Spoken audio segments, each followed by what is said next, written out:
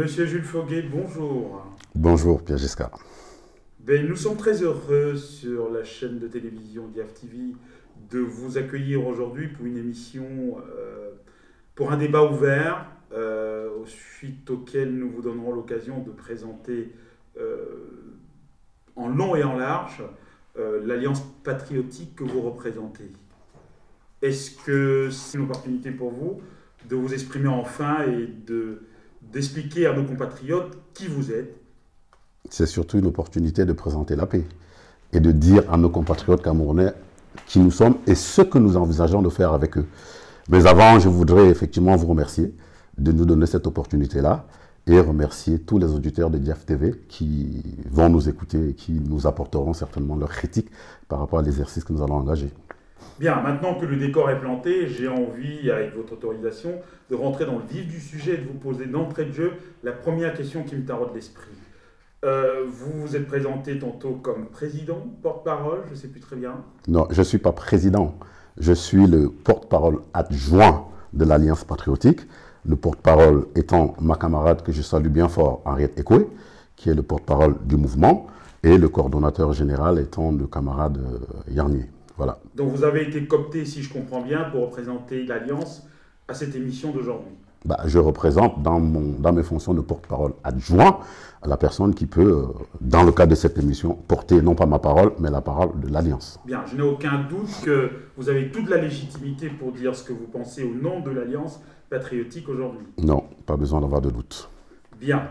Dites-nous un peu, l'Alliance patriotique, d'aucuns diraient une organisation de plus dans la sphère politique camerounaise avec la pléthore de représentations que nous connaissons déjà. En quoi votre mouvement est-il différent des autres et quelle est sa singularité? D'abord, c'est un mouvement et pas un parti politique. Ensuite, il a vocation, ce mouvement-là, à fédérer l'ensemble des patriotes qui pensent qu'une nation se construit sur des bases solides. Et que pour construire une nation sur des bases solides, il faut regarder en arrière comme le Sankofa, tout en se projetant en même temps en avant, de manière à tirer les leçons du passé pour bâtir aujourd'hui et demain. Vous avez introduit, pardon de vous couper, pour que les auditeurs et les téléspectateurs qui nous regardent comprennent bien. Vous avez introduit une nuance et une césure sémantique entre le mouvement et le parti. C'est quoi la différence fondamentale entre les deux? Le parti politique, lui, aspire à se battre tout de suite, par exemple en participant aux élections pour la conquête du pouvoir. Le mouvement fédère un certain nombre de partis, de partisans de la société civile autour d'une thématique pour la construction de quelque chose qui, pour nous, sera la fondation de la nation camerounaise.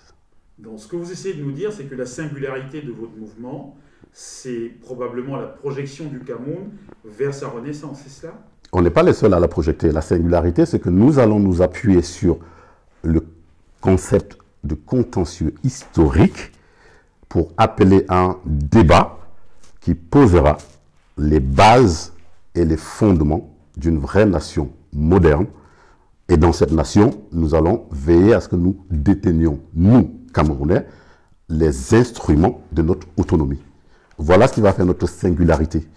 Nous n'acceptons plus aujourd'hui l'alternance éventuelle sans alternative et nous pensons qu'il est temps de poser la vraie question sur qui nous sommes et quelle est la nature de l'État que nous souhaitons avoir. Bien, vous évoquez là une série d'éléments qui vous caractérisent, en tout cas qui caractérisent votre mouvement. Je vous propose de revenir là-dessus de façon plus approfondie au cours de l'émission, mais j'ai envie de vous poser une première question, une deuxième question plutôt, j'allais dire. J'ai lu avec un grand intérêt votre manifeste, et à la lecture de ce manifeste, il y a une série de questionnements que ça a soulevé dans mon esprit. Notamment, vous faites un constat qui est implacable, qui est celui du fait que le Cameroun, manifestement, se porte mal.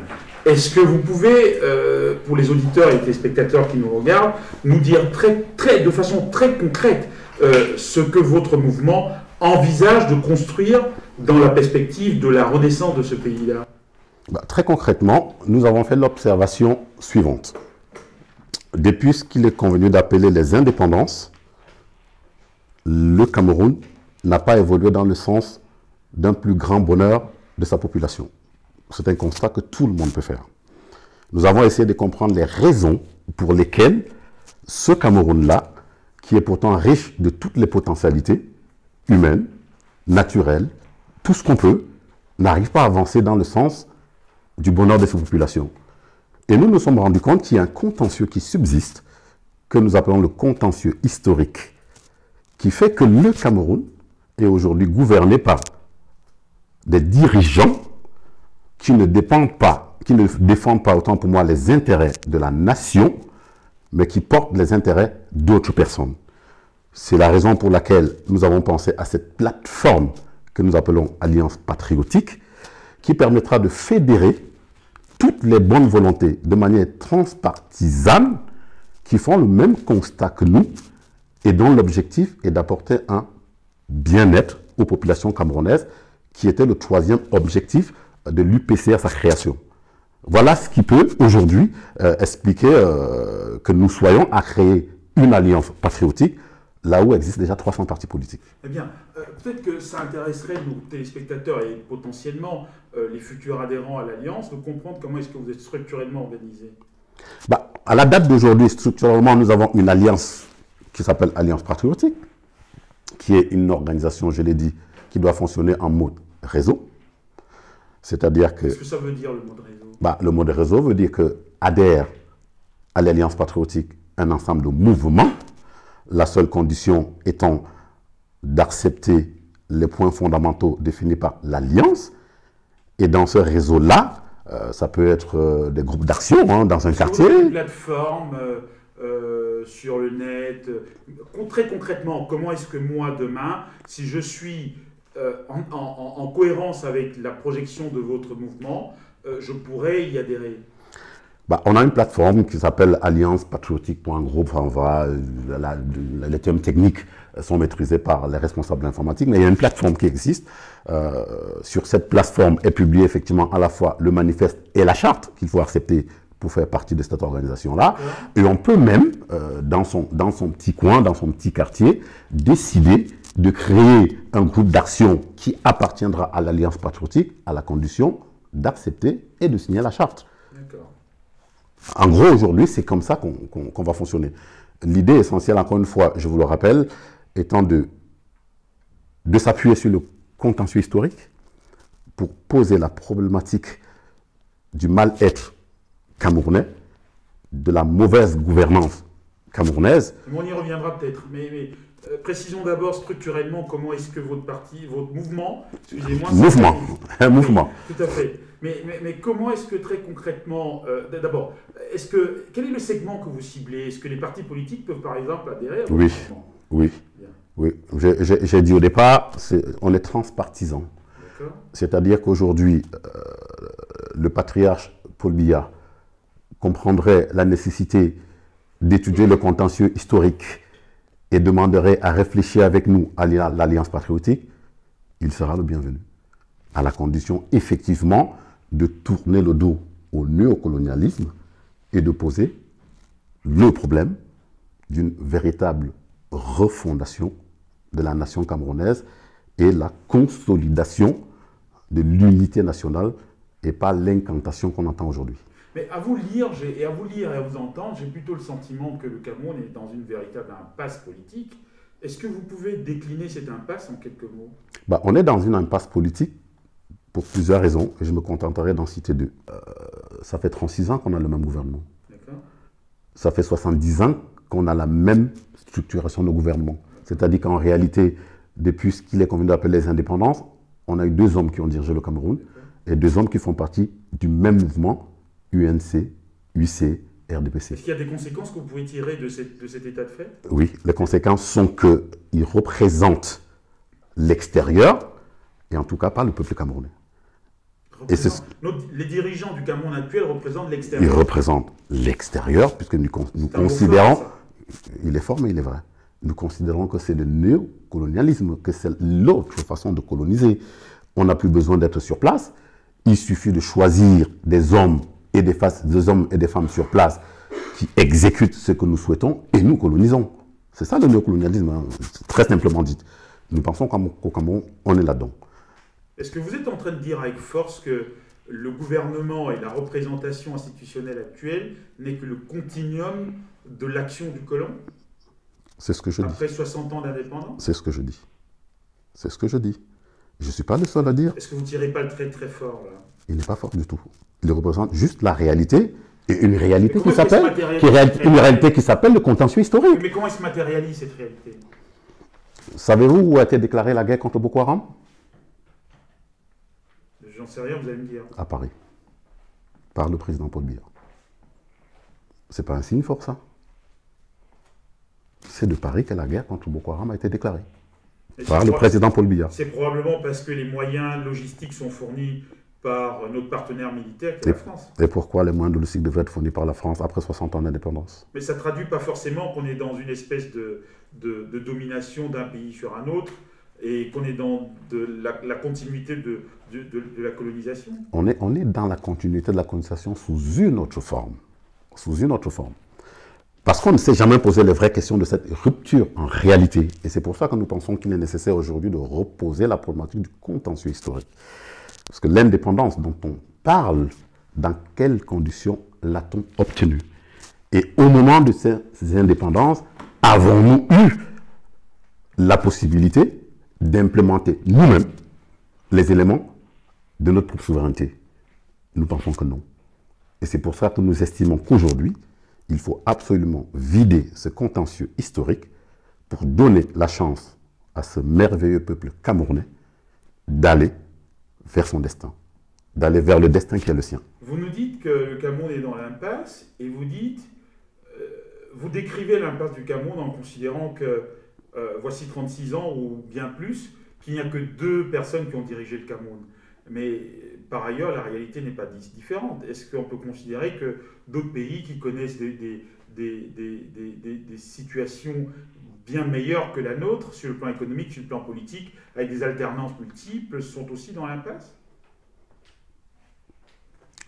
Est-ce qu'il y a véritablement un changement quand il y a alternance sans alternative? Vous allez nous expliquer la nuance entre les deux? La nuance entre les deux, c'est qu'on peut changer de gouvernement en restant dans la même politique, en respectant la politique qui est dictée d'ailleurs et pas celle qui contribue au bien-être des populations locales. Très bien. C'est ça la nuance entre les deux. Dans votre conviction, c'est qu'aujourd'hui, depuis les indépendances, on assiste au même régime? Exactement le même régime. C'est pour ça que j'ai parlé d'UC, UNC, RDPC, qui est la continuité du même mouvement. On a changé de nom, on a replâtré 2-3 trucs, mais la philosophie et la politique restent la même. Conduire une politique non pas dans l'intérêt du peuple camerounais, mais dans l'intérêt des donneurs d'ordre, qui sont les véritables patrons de nos dirigeants. Quand par exemple dans la ville de Douala, on se retrouve avec comme principal transport urbain les mototaxis, c'est le gouvernement français qui dicte cette orientation? Non. Mais ce n'est pas le gouvernement français qui dicte cette orientation, mais cette orientation prend certainement en considération un certain nombre de désirata du gouvernement français. Lesquels? Et je prends un exemple simple, le port autonome de Kribi.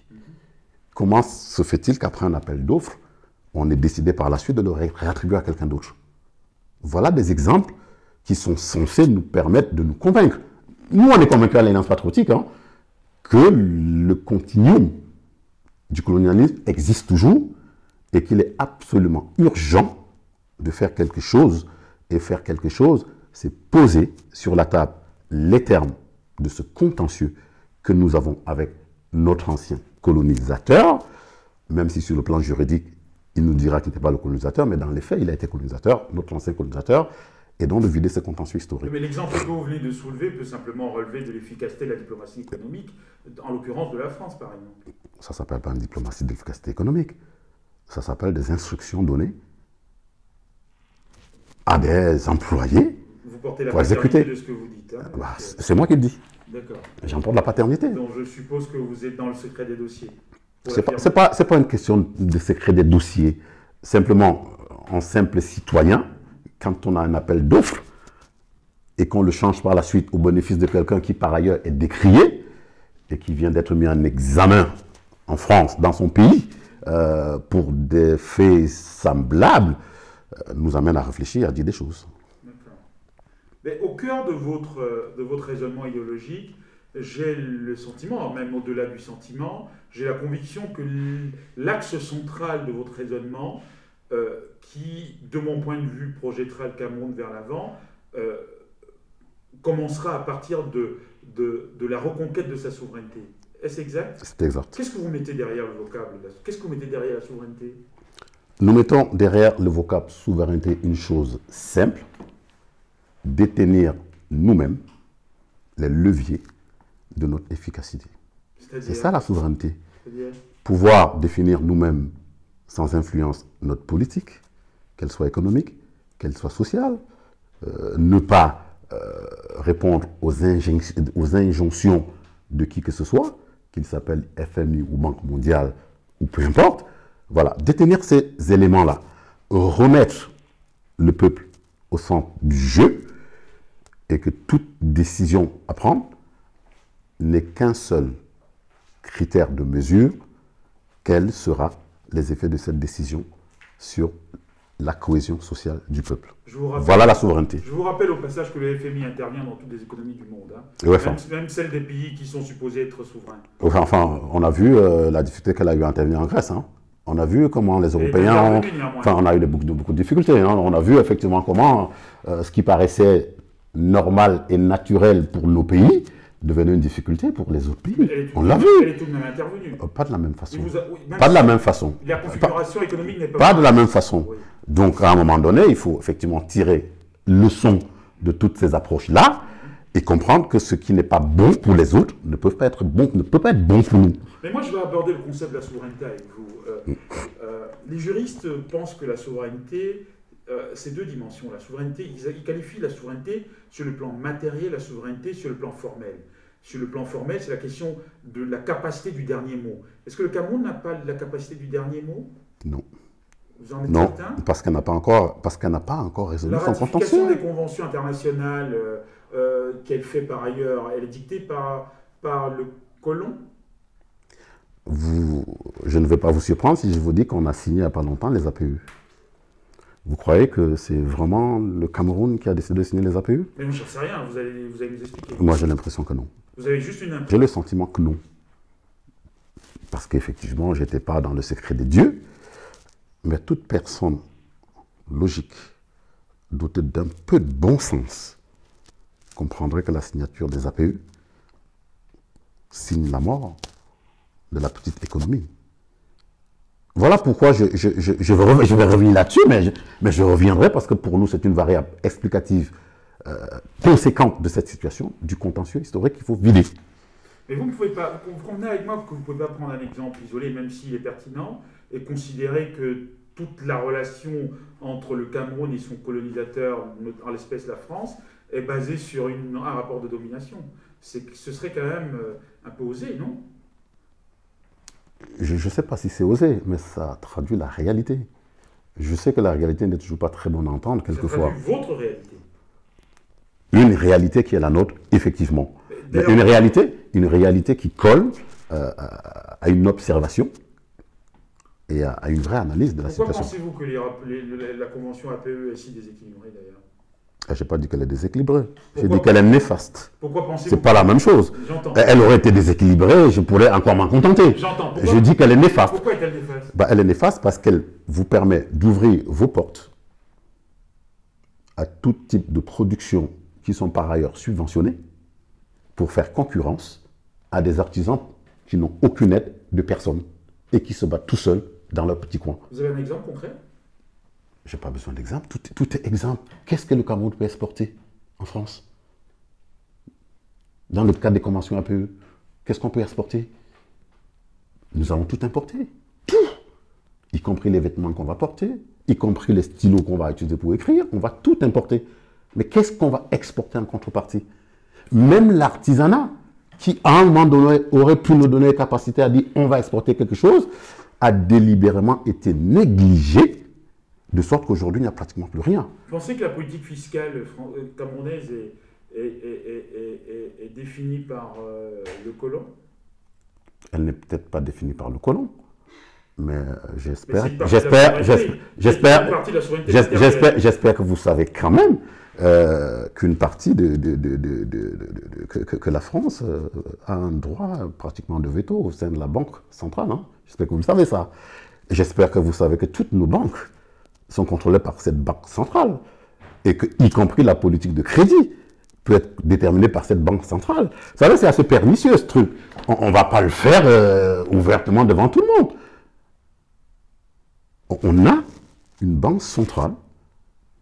Dans cette banque centrale qui coordonne l'ensemble de nos banques, y compris des politiques de crédit, on a la France qui a une position dominante là-dedans. Il faut bien se poser ces questions-là. Est-ce que vous imaginez que vous ayez un Américain qui soit membre de droit de la Banque européenne, de la Banque centrale européenne? Vous imaginez ça aujourd'hui?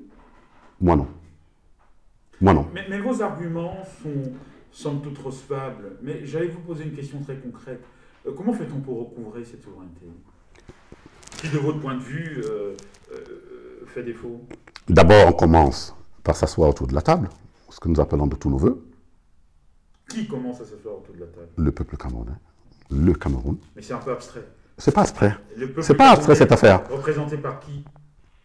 On a une société civile qui existe. Le Cameroun a une société civile qui est très très organisée. Le Cameroun a une société politique qui est très très organisée. Le Cameroun a une société traditionnelle qui est très très organisée. Voilà 3 éléments constitutifs d'une société. Le Cameroun a même des confessions. Moi, personnellement, je ne suis ni chrétien, ni catholique, ni musulman. Pourquoi allons-nous débattre avec toutes ces parties que vous venez de citer? Avec ces parties, chacun va nous envoyer des représentants. Mais nous allons... Précisément, de quoi allons-nous débattre pour recouvrir notre souveraineté? Nous allons d'abord débattre du contentieux historique, oui, qui va nous permettre de fixer les bases, oui, d'une véritable nation, oui, à savoir la forme et la nature de l'État, oui, la forme et la nature de l'État, le nom même éventuellement que nous souhaitons porter demain, oui, les sceaux de la République, la nature de la formation que nous entendons donner à nos populations et qui soit en cohérence avec notre propre histoire et notre propre vécu. Parce que vous savez qu'un élève de CM2 qui passe son certificat primaire peut vous citer tous les départements français, mais sera incapable de vous donner le département camerounais voisin. Parce que le programme de l'histoire est comme ça. Mais il faut changer tout ça. Mais on ne peut pas changer tout ça d'un trait de plume. Il faut organiser ce dialogue que nous appelons de tous nos voeux, qui nous permettent de poser tous les problèmes sur la table. Je ne peux pas vous dire aujourd'hui quels sont les résultats qui vont en sortir, puisqu'on veut un dialogue. Si j'avais les résultats, je ne ferais pas un dialogue. Mais j'allais vous poser une question. La situation que vous décriez avec force et probablement à juste titre, est-elle le produit de l'échec ou alors, est-ce que cette situation est imputable exclusivement aux colons qui nous l'imposent, ou alors il y a une partie de la responsabilité qui incombe à nos leaders? Nous avons une partie de la responsabilité. Laquelle? D'abord, de n'avoir pas su aller à la vraie indépendance. C'est-à-dire? Je vais très loin, parce que quand l'UPC avait demandé la réunification avant l'indépendance, pour avoir l'indépendance totale, nous n'avons pas su défendre ça. C'est de notre responsabilité, du peuple, qui était un peuple de lutteurs, qui l'a cédé. Et deuxièmement, d'avoir accepté depuis 70 ans d'être dirigé et gouverné par des représentants de l'extérieur. C'est notre responsabilité. En quoi est-ce qu'il aurait changé la trajectoire de notre pays? Si l'UPC avait été au pouvoir, je suis persuadé qu'on aurait implémenté une vraie politique dont l'objectif aurait été de bâtir une vraie nation, avec comme unique objectif le bien-être des Camerounais. Est-ce que vous considérez qu'on n'est pas une vraie nation aujourd'hui? Non. Non. Non, est-ce que le contentieux historique, une fois qu'il est vidé, permettrait de bâtir cette nation? On aurait défini par nous-mêmes ce qu'on veut mettre dans cette nation-là. On aurait défini par nous-mêmes. Parce qu'aujourd'hui, on nous a rassemblés dans un espace qu'on a appelé Cameroun, et on nous a dit, voilà, allez-y. On n'a jamais eu notre mot à dire. Malgré les excellentes plaidoiries d'un Oumniobé devant les Nations Unies, on n'a pas eu l'opportunité de dire nous-mêmes quels pouvaient être les fondements de notre nation. Et nous avons la faiblesse de penser qu'on peut bâtir cette nation sur des fondements culturelle. C'est pour ça que je disais tout à l'heure, quand vous me demandiez quels sont ceux qui auront la légitimité d'être autour de la table, je vous ai dit, parmi tout cela, il y a nos chefs traditionnels qui ont une certaine légitimité, qui sont les gardiens de ce que nous sommes. Et tant que nous ne serons pas ce que nous sommes, nous allons rester à la merci de n'importe quel néocolonialiste qui voudra nous manipuler. Mais il y a un concept que vous mobilisez de façon récurrente, qui est celui du contentieux historique. Mais à quoi renvoie-t-il? De quoi s'agit-il précisément? Il renvoie à deux choses.